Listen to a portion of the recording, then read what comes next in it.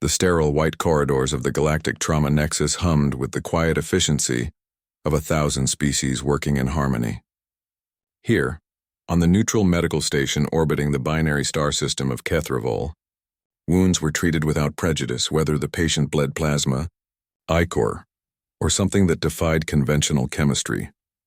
Dr. Zilra Venn, a senior trauma specialist of the crystalline Xylosian species, prided herself on her composure. Her people had perfected regenerative medicine over 10 millennia. She'd stabilized liquefied gel entities, reknit quantum phase limbs, and once even reassembled a sentient nebula's core consciousness after a supernova incident. Nothing rattled her, until human subject 47 arrived. He was brought in on a stretcher woven from asteroid silk, his body a canvas of disaster. Both femurs shattered, 3 ribs snapped like dry twigs, a compound fracture in the left ulna, bone protruding through torn synth fabric fatigues. His vitals flickered like a dying star, yet he was smiling. "Name's Corporal Dex Rourke," he rasped, voice rough as gravel. "Tell me you've got coffee. Or whiskey. Preferably both." Zilra's photoreceptors narrowed. "You are in critical condition. Your skeletal integrity is compromised beyond standard regenerative thresholds. How are you conscious?" "Hey," he shrugged, then winced. "Bones'll knit. They always do." That phrase, "bones'll knit," lodged in Zilra's neural matrix like a splinter. She ran diagnostics. Human physiology was well documented: fragile, inefficient, oxygen-dependent, prone to cancer, infection, and emotional volatility. Their bones, brittle calcium lattices with laughable tensile strength. One of her interns had once joked that humans broke if you looked at them wrong. Yet here was Rourke, pulse steady at 110, pupils reactive, cracking jokes while his femur ends ground together with every breath. Zilra initiated emergency osteostabilization, nano-scaffolds, biogel infusion, microgravitic alignment fields, standard protocol for any carbon-based biped, but as she prepped the injection port, Rourke stopped her. "Doc," he said gently, "you don't gotta do all that. Just set 'em straight and wrap 'em up. I'll heal." "You will not," Zilra snapped, her voice sharper than intended. "Without intervention, your bones will fuse incorrectly. You'll be crippled." Rourke chuckled, a dry, wheezing sound. "Lady, I've healed worse with duct tape and a prayer." Zilra ignored him. She deployed the full suite of Xylosian regenerative tech. Hours later, scans confirmed perfect alignment. She allowed herself a flicker of satisfaction. Then, on post-op day 3, she found him standing. Not with exobraces, not with crutches. Just standing, leaning against the wall, sipping reconstituted protein sludge from a dented mug, whistling a tune that sounded suspiciously like a war march. "What?" Zilra's crystalline carapace flared violet with alarm. "Your femurs were pulverized. Full regeneration should take 6 weeks even with our tech." Rourke grinned. "Yeah, well, humans are weird like that."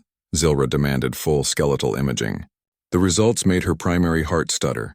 Not only had the fractures healed, they'd healed stronger. The bone density at the fracture sites was 23% higher than baseline. Microarchitectural remodeling showed reinforced trabecular patterns, as if the body had anticipated future stress. "This is impossible," she whispered. "No known species exhibits adaptive osteogenesis without genetic augmentation." "Tell that to my granddad," Rourke said, stretching. "Fell off a roof, broke his spine. Walked again in 2 months. Said Earth gravity keeps you honest." Zilra's mind raced. She cross-referenced every human medical file in the galactic archive. Pattern after pattern emerged. Soldiers returning to combat weeks after injuries that should have been career-ending. Colonists rebuilding shattered limbs after mining collapses. Children recovering from compound fractures with no intervention beyond splints in time. Humans didn't just heal. They improved. That night, Zilra couldn't sleep. Her species viewed the body as a delicate instrument. Damage was permanent, recovery a slow return to baseline. But humans, they treated trauma like a challenge. The next morning she found Rourke doing one-handed push-ups in the rehab bay. "Stop that," she hissed, glancing at the surveillance drones. "You'll undo the healing." "Nah," he panted.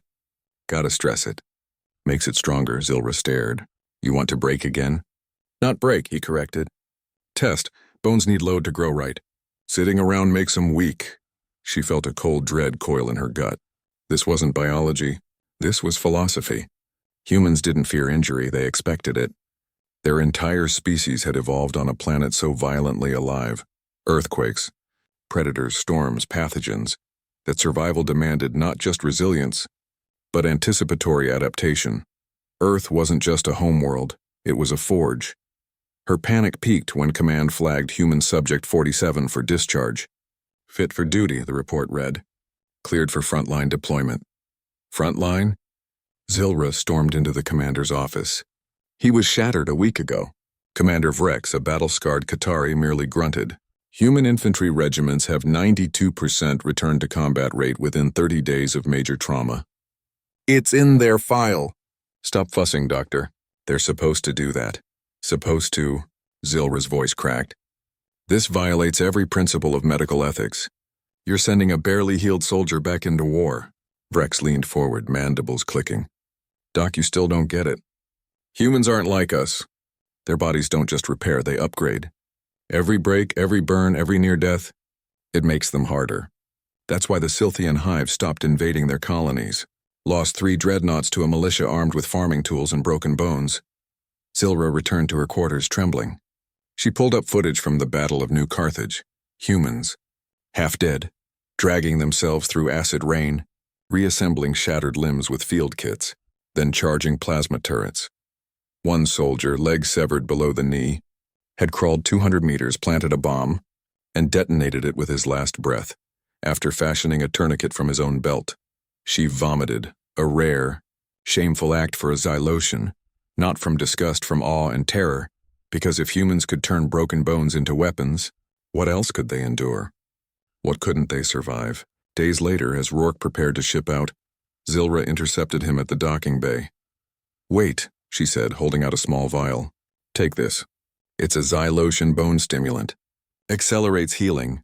Rourke took it, then pocketed it without opening. Thanks, Doc, but I won't need it. You might. He looked at her, eyes sharp beneath the grime. You're scared of us, aren't you? She didn't answer. He nodded slowly. Good. Means you're paying attention. Then he turned and walked limp-free toward the dropship, whistling that same war tune. Zilra watched him go, her mind reeling. The galaxy had classified Earth as a Class 9 death world, toxic atmosphere, predatory megafauna, tectonic instability, and a biosphere that weaponized pollen. But they'd missed the real danger. It wasn't the planet. It was the people, a species that didn't just survive hell, but learned to thrive in it, and healed stronger every time it broke them. As the dropship roared into the void, Zilra whispered the words that would haunt her for the rest of her long, careful life. May the stars have mercy on anyone who ever makes them angry, because humanity didn't need mercy. They'd already forged themselves in fire. And their bones?